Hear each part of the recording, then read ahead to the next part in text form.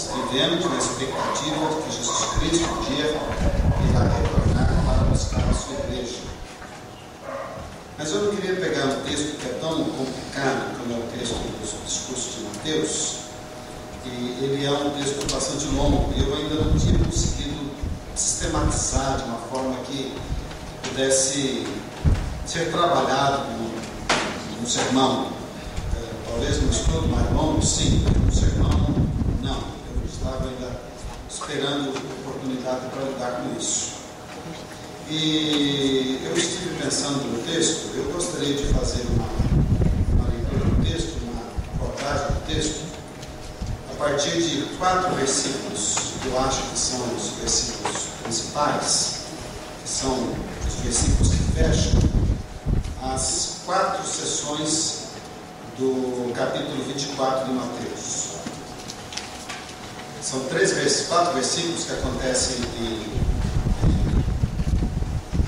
maneira bastante a partir de grandes sessões do discurso de Jesus, e eles, de certo modo, servem uma parte. Eu queria, a partir desses versículos, pensar um pouco acerca desse sermão de Jesus, que é um sermão muito bonito, extremamente complexo e bastante agudo, e os evangelhos nos trazem, especialmente o evangelho de Mateus. Então nós vamos ler alguns textos do capítulo 24 de Mateus, que nós vamos colocar na tela e ler os Mateus. Na verdade, não são apenas 4 versículos, serão 5 versículos, porque no primeiro versículo nós vamos ler 2. Primeiro nós vamos ler Mateus 24, versículos 12 e 13, que encerra a primeira sessão do sermão de Jesus no templo a respeito da sua vinda. O texto diz assim: e por se multiplicar a iniquidade, o amor de muitos esfriará, mas aquele que perseverar até o fim será salvo. Depois nós vamos ler o versículo 27, que encerra uma outra sessão do mesmo discurso. Porque assim como o relâmpago sai do Oriente e se mostra até o Ocidente, assim será também a vinda do Filho do Homem. Posteriormente, o versículo de número 35, pode ser o 34 também, especialmente o 35. 34 diz assim: em verdade vos digo que não passará esta geração sem que todas estas coisas aconteçam. O céu e a terra passarão, mas as minhas palavras não vão de passar. E a última palavra que fecha o sermão, pelo menos a sessão do capítulo 24, e depois disso Jesus conta uma parábola, que é a explicação do que ele diz aqui, é o versículo de número 44. Por isso, a palavra por isso significa, concluindo, por isso, estai vós apercebidos também, porque o Filho do Homem há de vir a hora em que não penseis. Que Deus abençoe a sua palavra. Os irmãos podem sentar, por favor. Vamos ser bom amados em oração.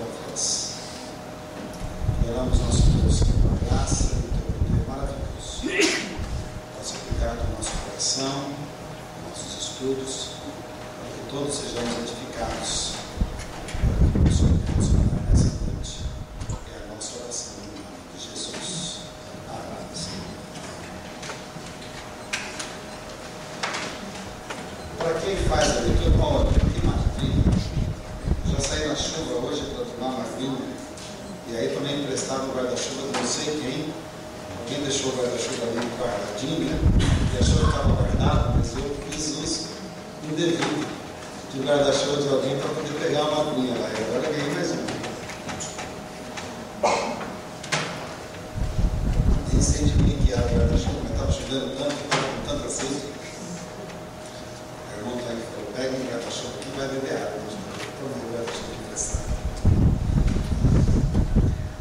faz a leitura do texto bíblico e gosta de ler bastante a Bíblia, quando faz a leitura do Evangelho de Mateus, particularmente nesses textos que Jesus, no templo, quando ele fala a respeito da destruição da cidade de Jerusalém, e junta com a destruição da cidade de Jerusalém uma palavra sobre a sua segunda vinda, você, ao fazer a leitura, naturalmente deve perceber que é muito difícil separar os dois eventos. Não dá para fazer isso. E não é qualquer pessoa que, não é porque você é uma pessoa que é apenas um estudioso da Bíblia, mas pessoas que têm se debruçado, gastado tempo e às vezes até preocupados realmente com a área de pesquisa bíblica como razão da própria maneira de ser, não tem facilidade em separar a destruição da cidade de Jerusalém no texto com a promessa de destruição da volta de Jesus no final dos tempos. Existe uma razão para isso, e é essa razão que a gente tem que se preocupar quando a gente estuda a Bíblia. É que quando a cidade de Jerusalém estava sendo destruída, aqui no final, lá pelos anos 70 do primeiro século, segunda metade do primeiro século, os judeus que viviam naquela época, os cristãos também, eles estavam se perguntando por que a cidade de Jerusalém estava sendo destruída. Já havia isso acontecido no passado. Nós temos episódios narrados nos livros do Antigo Testamento, a destruição da cidade de Jerusalém, quando o povo finalmente foi levado para o cativeiro. Nós chamamos o período bíblico como cativeiro babilônico. E lá houve muito sofrimento. Então essa história já estava muito no coração do povo, estava presente na vida das pessoas de uma maneira muito singular, porque eles não admitiam, pelo menos não pensavam, que agora, outra vez, a cidade fosse destruída. Anteriormente haviam sido destruídos pelos babilônicos, agora seriam destruídos por Roma. E isso causava uma inquietação muito grande. Quando eles foram destruídos pela primeira vez, lá no Antigo Testamento, a preocupação que tinha ficado era de que provavelmente eles tinham feito muitas coisas erradas. Talvez eles tivessem sido um povo idólatra, talvez tivessem sido um povo que não tinha mantido a fidelidade a Deus.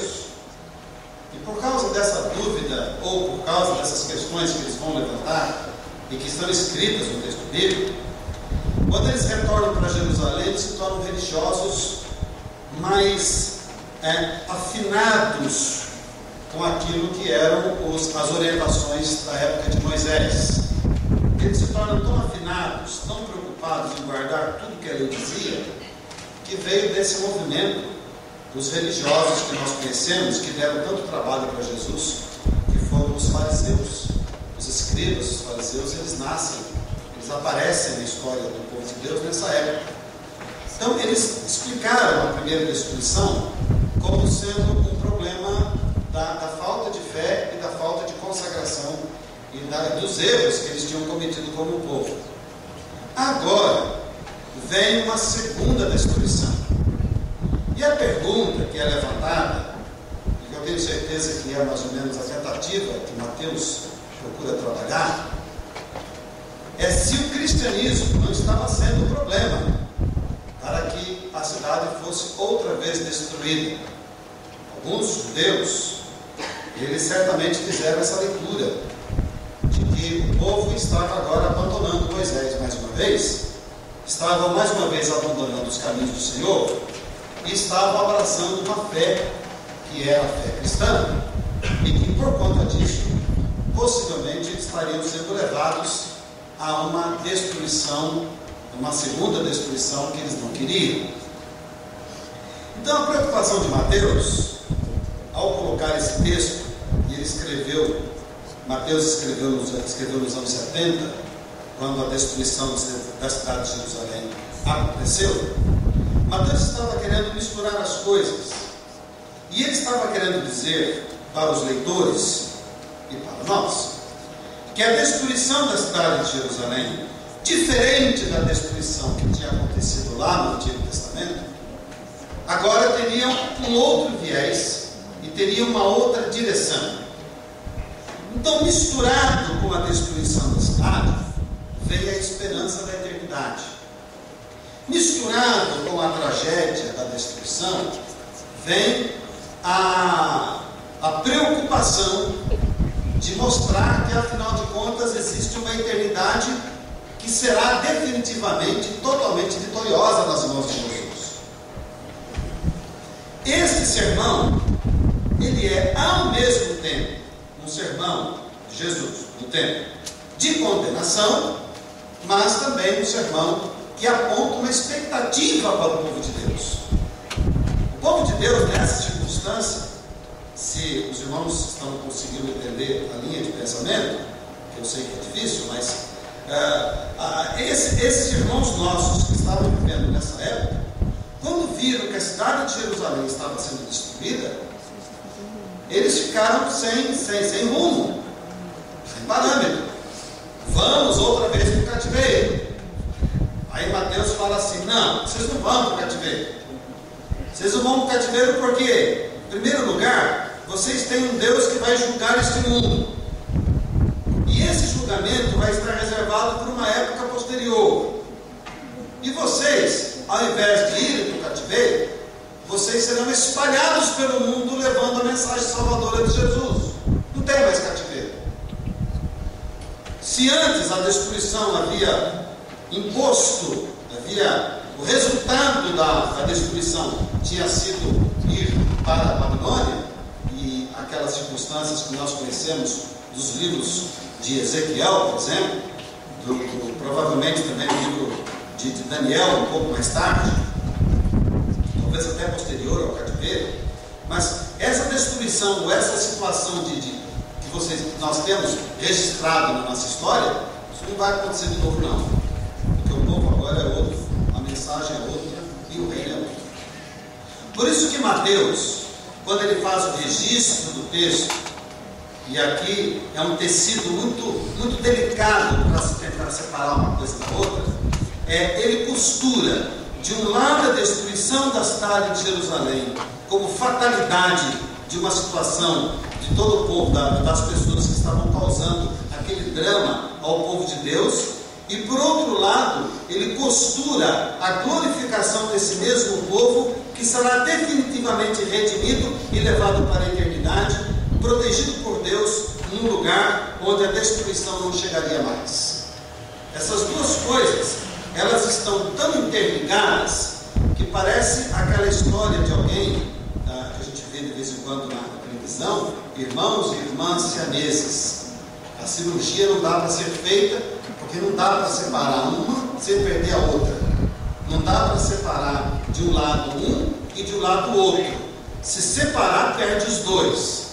No discurso de Jesus no templo, as duas coisas estão juntas: destruição da cidade de Jerusalém e esperança. O povo sofrendo as dificuldades da miséria do Império Romano e a esperança da eternidade. E as duas coisas estão intimamente interligadas. Ora Jesus fala de uma, ora fala de outra. Ora volta numa, ora volta noutra. E uma é exemplo da outra. E uma serve para compreender a ação de Deus em relação à outra. Então esse é o contexto do texto de Mateus. Eu peguei esses versículos porque esses versículos, eles de certo modo, eles resumem bem as partes que é construído aqui, são construídas no texto do capítulo 24, que eu acho que é o miolo de todo esse discurso de Jesus. Ele começa a falar desse discurso aqui no capítulo 24, a partir do verso 1, quando ele sai do templo, ele está saindo do templo, aproximam-se dele os seus discípulos para mostrar a estrutura do templo, e daí então ele começa o discurso, que é o discurso em relação ao templo, falando sobre a destruição do templo, e falando sobre a destruição de tudo, mas falando também sobre a esperança. Nessa direção, quando Jesus vai falando sobre esses passos, eu queria pontuar esses 4 elementos, ou essas 4 verdades, ou esses 4 momentos que fazem parte do discurso de Jesus, em que ele tenta mostrar essa direção de Deus para o povo e a esperança que nós temos em Jesus, apesar da destruição. Eu sei que nós não estivemos em Jerusalém. Eu sei que nós não estamos lá em Jerusalém. Jerusalém nós nem a conhecemos. Alguns talvez tenham tido o privilégio de ir, né? Eu nunca fui, não sei se aqui tem alguém que já teve o privilégio de ir para Jerusalém. Eu não conheço Jerusalém, não sei pela televisão e pelas imagens que a gente vê lá. Não conheço a cultura religiosa de Jerusalém. Conheço pouquíssimo. Aquilo que eu tenho é mais cultura livresca, cultura de estudos do que qualquer outra coisa. Mas nós vivemos um período, e é provável que esta ponte, para fazer o sentido, é mostrar apenas a situação do mundo que nós vivemos num período de insolvência total e geral de todas as estruturas da sociedade. Vivemos uma época de destruição. Vivemos uma época de destruição de valores. Vivemos uma época de destruição de estruturas. Vivemos uma época de destruição da família. Vivemos uma época de destruição do ser humano. Vivemos um conflito mundial que agora é travado pela economia, de uma forma que às vezes a gente não percebe, não vê, atirados no consumismo desenfreado, resultado de países que produzem bugigangas, utensílios, a custo de sofrimento, de escravidão. Vivemos um mundo em que nós não conseguimos resolver a questão da miséria, apesar de tanta tecnologia. Temos uma África que está, em grande parte dela, absolutamente perdida. Temos uma Haiti, já fizemos referência de manhã, que é uma desolação. Temos países, bolsões de miséria no mundo inteiro. Ainda temos questão de opressão. Ainda lutamos contra a ideia da opressão da mulher. Ainda é parte do nosso discurso. Deveríamos ter vencido isso há muito tempo. Mas ainda estamos nessa discussão. Estamos criando uma situação de um mundo que é uma verdadeira bolha e vivemos esse estado de insegurança. E Jesus, então, nesse discurso de destruição, nessa desesperança que existe no mundo com relação aos aspectos morais, a falta de norte, nós perdemos, nós não temos para onde olhar. Coisas simples como, eu estava em casa falando esses dias com Jesus, a frase que o capitão lá falou o capitão falou para o outro, né, isso, volte a bordo, uma expressão dessa, italiano, né, que disse lá, volte a bordo. Depois o pessoal pôs em camiseta, escreveu e tornou-se um símbolo, um herói nacional, porque ele mandou todo mundo voltar a bordo. É claro que a expressão pegou por causa da nau que está naufragando na Europa. É evidente que a Itália vive uma situação difícil e aquilo lá pegou por conta da cultura econômica, da situação econômica. Então vamos ficar no barco, não vamos, porque está afundando, mas a gente vai ficar aqui. É um discurso que acabou pegando na cultura por causa da situação econômica europeia, que é trágica, é terrível. A situação no mundo hoje é complicada. E aí então, essa situação de mundo que a gente tem, que faltam até direcionamentos, que uma frase falada, dita de forma assim, até mesmo com tanta ênfase, evidentemente, mas por alguém que apareceu na mídia, acaba se tornando até um jargão, né? E acaba sendo incorporado à cultura. Tudo isso veio por conta dessa situação que nós vivemos, que é uma situação extremamente difícil de mundo e de pessoas. Talvez a gente não sinta muito isso, talvez você sinta. Talvez você tenha as suas dúvidas com relação à sua vida pessoal, à sua vida profissional e às vezes até com relação à sua vida espiritual, a falta de norte, a falta de direção, a falta de algo onde você possa olhar, mirar e seguir. E essa perspectiva de destruição é a perspectiva que vai se desenvolver ao longo do texto do capítulo 24. E uma das expressões que Jesus usa, exatamente por causa das dificuldades e das lutas que aquele impõe, Jesus usa essa expressão: e por se multiplicar a iniquidade, o amor de muitos esfriará, mas aquele que perseverar até o fim será salvo. É um discurso de promessa. É um discurso de promessa, porque o que havia na situação de Jerusalém era a iniquidade, mas a iniquidade que é expressa aqui no texto não é essa iniquidade no sentido puramente moral, embora esteja presente também, que é a iniquidade que a gente percebe no mundo que nós vivemos. A iniquidade que aparece no texto é esta perseguição, esta desumanidade, esta destruição de uma cidade, esse desejo de conquista do Império Romano, esse desejo de aniquilar as pessoas por conta do próprio poder, por conta da ampliação do seu império. É a injustiça criada em cima de morte, que são mortes que não têm justificativas para acontecer.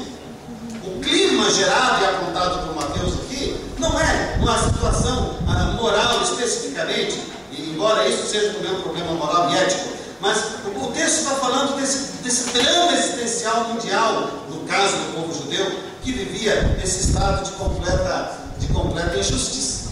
Completa injustiça, estavam sendo injustiçados e morrendo por causa da conquista de um povo que os dominava. E essa angústia, esse drama, essa dúvida, esse não querer estar lá, esse não querer viver isso, que era o que eles viviam, é apontado por Mateus e por Jesus como uma esperança e uma voz de socorro.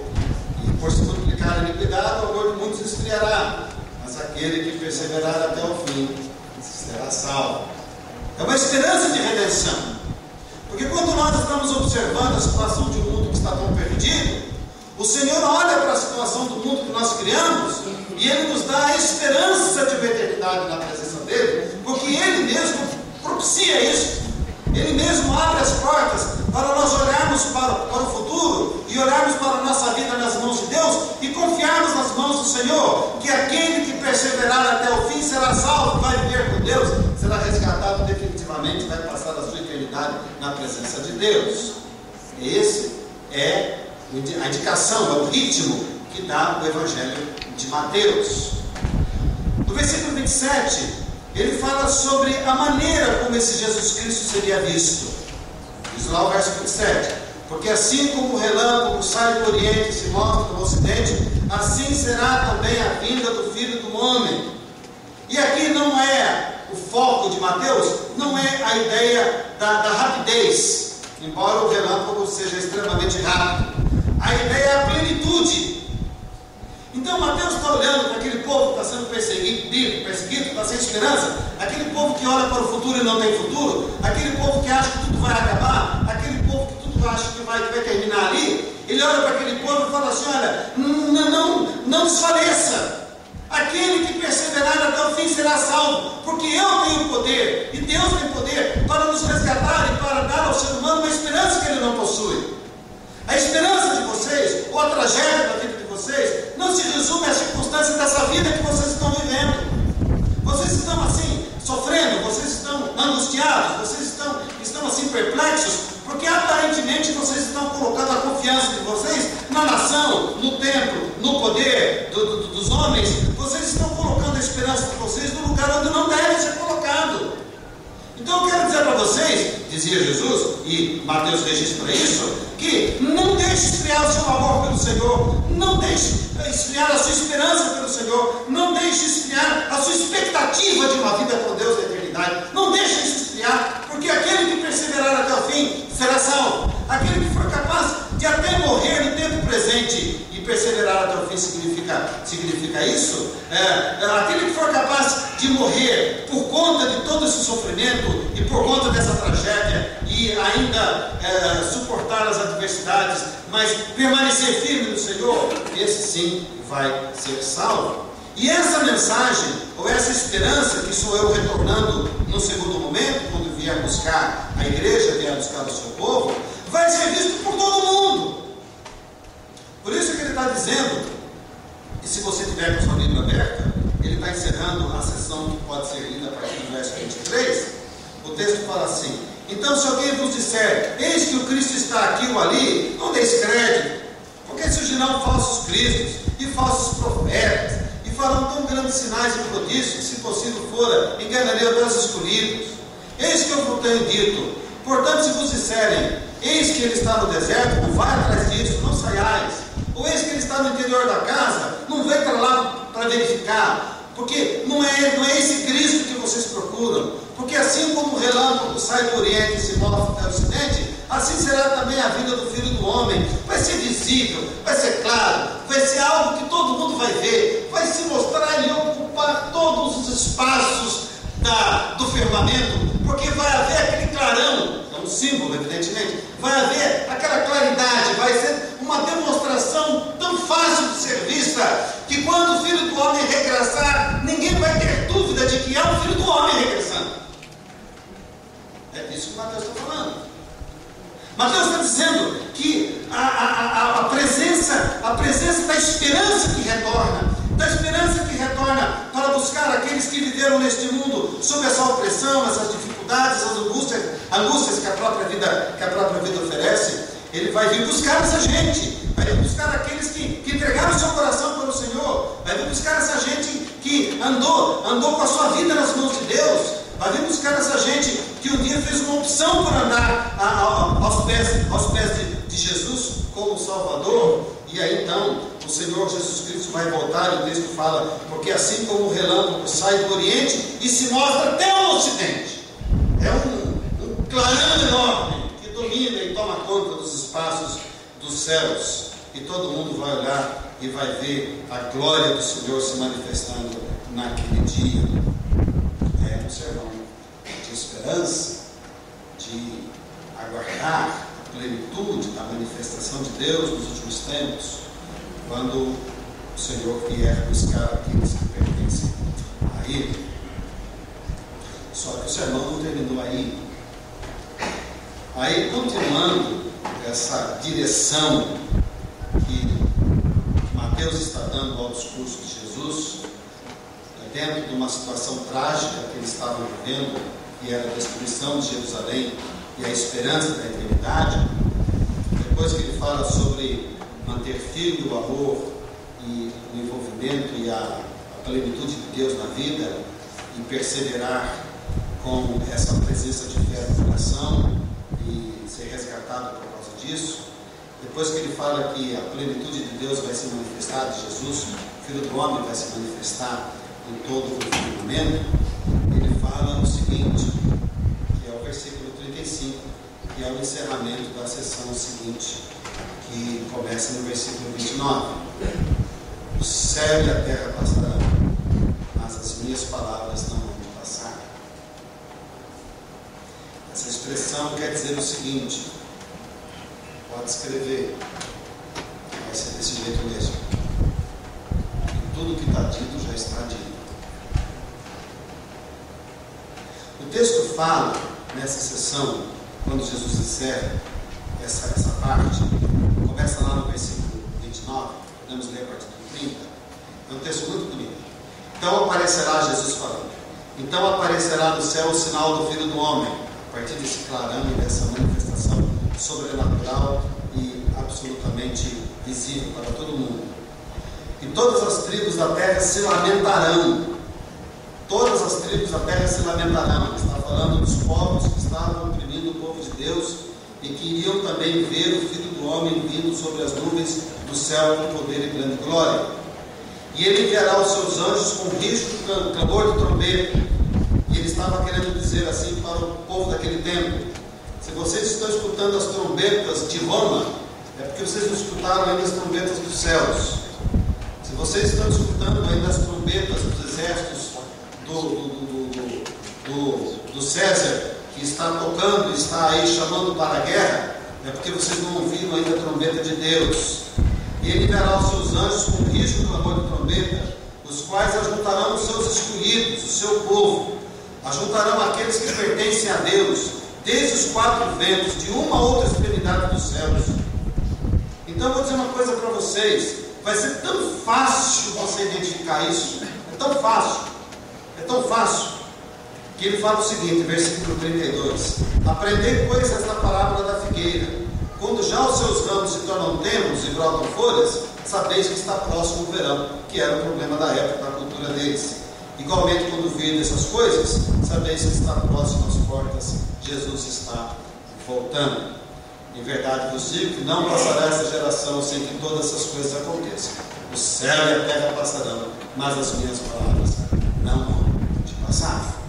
Ou seja, ele vai virá buscar a sua igreja. Ele vai dar a vitória para o seu povo nesse momento de destruição.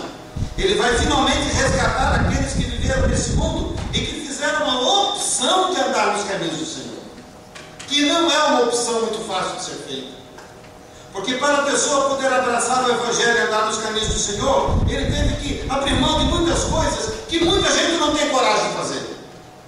Tem muita gente que não consegue abrir mão do seu dia a dia, e muitas vezes coisas que prejudicam até a sua saúde, com seus vícios, com seus problemas, mas que não consegue abrir mão dessas coisas por causa do Evangelho do Senhor Jesus Cristo. Não querem abrir mão de alguns costumes, não querem gastar um tempo de suas vidas vindo aos domingos no dia de chuva para celebrar o nome do Senhor, porque certamente querem outros compromissos, querem ver até programas de televisão, querem ver alguma partida de futebol, querem ver alguma coisa que talvez satisfaça muito mais, de forma mais direta, com a família, em algum canto, fazendo algo até mesmo que não deveria estar fazendo, quem sabe, e faz uma opção, e as pessoas que servem ao Senhor acabam fazendo uma outra escolha. Então, a palavra de Deus, ela diz o seguinte, o céu e a terra passarão, mas as minhas palavras não vão de passar, porque aqueles que fizeram a opção de andar na minha presença serão resgatados e serão levados para a eternidade e serão salvos desse mundo que está perdido e que passará por tanta tragédia, tantas lutas e tanta destruição. Eu vou preservar o meu povo. É o que Deus está dizendo, e é a esperança de Deus com Mateus, numa situação de época de destruição. O céu e a terra passarão. Pode escrever, vai ser desse jeito. As minhas palavras não vão passar. A última parte do sermão de Jesus, que vem numa cadência muito bem estruturada, ele fala sobre preservar o amor, preservar o amor e com isso perseverar e ser salvo. Ele fala sobre a grandiosidade de Jesus, do seu retorno, que sai do Oriente e vai para o Ocidente, e que vai ser visto por todos. Depois ele passa pela confirmação de que irá acontecer desse modo mesmo, porque ele está dizendo que vai ser assim e será. E finalmente ele conclui dizendo sobre o quando, que é uma pergunta que se faz. E quando? E quando? Está escrito no texto. Versículo 44.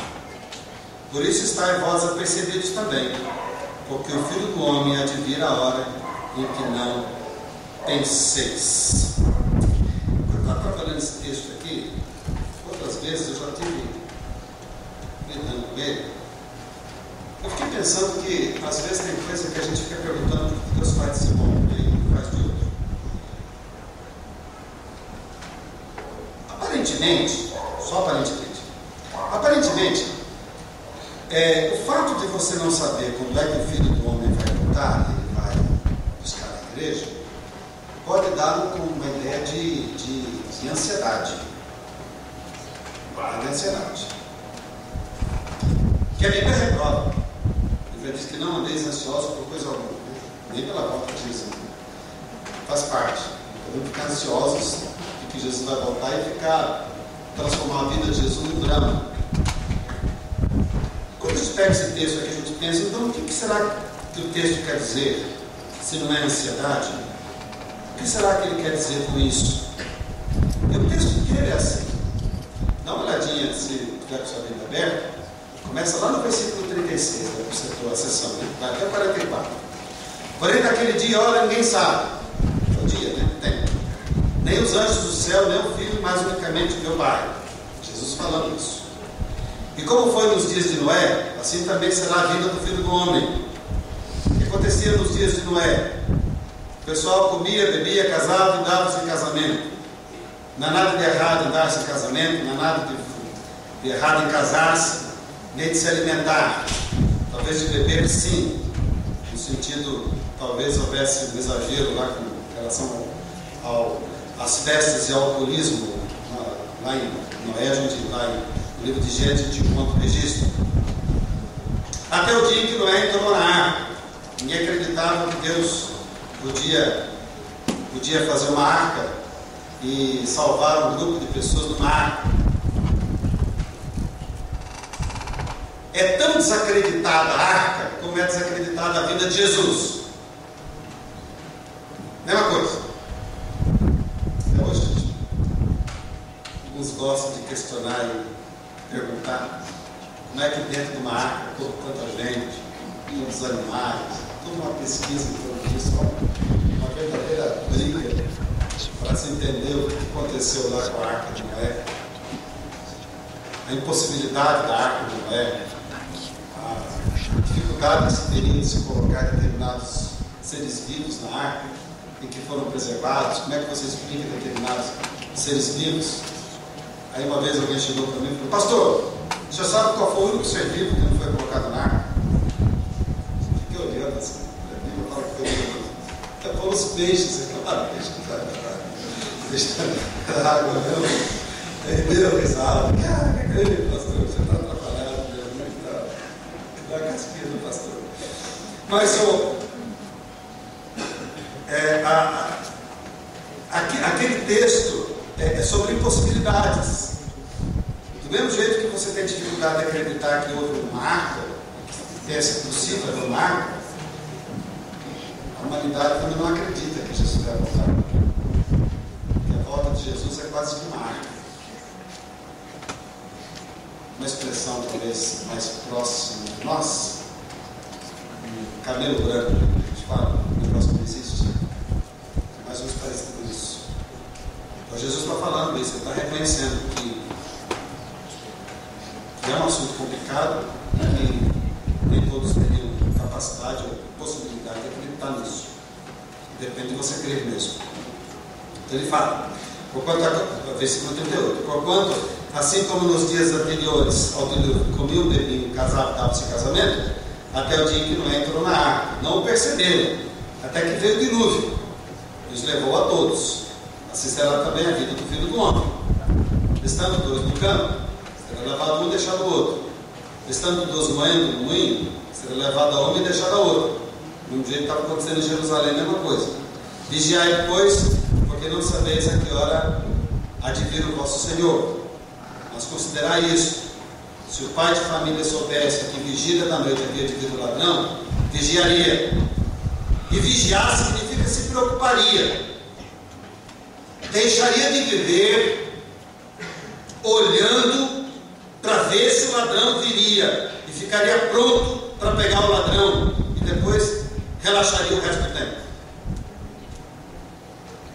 Para se livrar disso, para se livrar da ansiedade de ter que ficar gastando a vida na expectativa do retorno, porque a vida cristã não se resume a isso, mas também acreditar a ideia de que você queira ser fiel apenas num período de tempo, só porque você sabe que Jesus está voltando. É um descanso, é uma declaração de que você deve viver o Evangelho descansado nos braços do Senhor, sem a preocupação até do tempo de quando Jesus Cristo vai voltar, porque ninguém sabe quando será. Mas ao mesmo tempo você ter a sua vida tão claramente voltada para as coisas do Senhor, porque não importa quando isso vai acontecer, nem em que época, nem em que tempo. Se vai acontecer hoje, daqui 1 hora, 2 horas, 2 dias, 3 dias, daqui a 1000 anos, daqui a 5000 anos, isso não interessa muito, porque a situação sua de estar sempre pronto para ser levado para a eternidade, descansando no poder de Deus, na esperança de que Jesus Cristo de fato é o Senhor da sua vida, isso tira de você a sua ansiedade do retorno de Jesus, cria em você uma expectativa de que Ele volte logo. Na verdade, dá uma ideia de que você tem vontade até que isso aconteça, ao invés de você ficar vigiando para ver se o ladrão vem, ou vigiando para saber se Jesus vem, você simplesmente se solta na presença de Deus e fica esperando que esse dia poderia acontecer até amanhã, para livrar a vida da gente de certas angústias que temos vivido e a destruição do mundo, da humanidade, como nós temos presenciado. Infelizmente nós caminhamos para tempos muito ruins. É um discurso de esperança. Mas Jesus fala: por isso estáis vós apercebidos também, porque o Filho do Homem há de vir a hora em que não penseis. Mas você também não precisa se preocupar com isso. Você não precisa se preocupar com isso se você estiver com a sua vida nas mãos de Deus.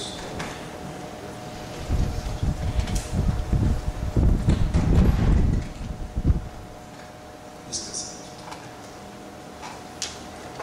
Agora, desejando, querendo saber como é o céu e como é a eternidade. O sermão de Mateus é um sermão que fala de correção e fala de esperança. fala de uma cidade que estava sendo destruída naquela época, e fala de um reino de Deus que vai ser instaurado definitivamente para aqueles corações, para o nosso. Fala para nós do nosso tempo, do tempo em que vivemos, e é um período de muita turbulência. Fala dos corações que estão afastados de Deus, que precisam de ter uma vida de paz com o Senhor. Mas ele é muito agudo e ele promete. Ele promete o seguinte: ele promete que o amor do ser humano por Deus não deve esfriar. E que nisso está a base da sua salvação. Pois ele diz: quando o Filho do Homem vier, vai ser uma demonstração visível para todo mundo. Todo mundo vai ver. Para uns, satisfação. Para outros, talvez, mais medo do que isso. Ele diz o seguinte: pode acreditar que vai ser assim mesmo. O céu e a terra passarão, mas as minhas palavras não vão passar. Mas eu digo uma coisa: não precisam ficar ansiosos. Entregue a vida nas mãos de Deus. Ande com o Senhor. E aguarde os tempos da eternidade que Deus vai dar a todos aqueles que lhe pertencem. Vinde, benditos do meu Pai, possuindo a herança do reino que está destinado desde a fundação do mundo. Destruição e esperança. Esperança, certeza, convicção de que um dia nós iremos habitar na eternidade com o nosso Deus através da pessoa de Jesus, o nosso único e suficiente Salvador. Está apresentado no capítulo 24 do Evangelho de Deus. Deus nos abençoe. Jesus, o grande amigo. Vamos cantar esse hino.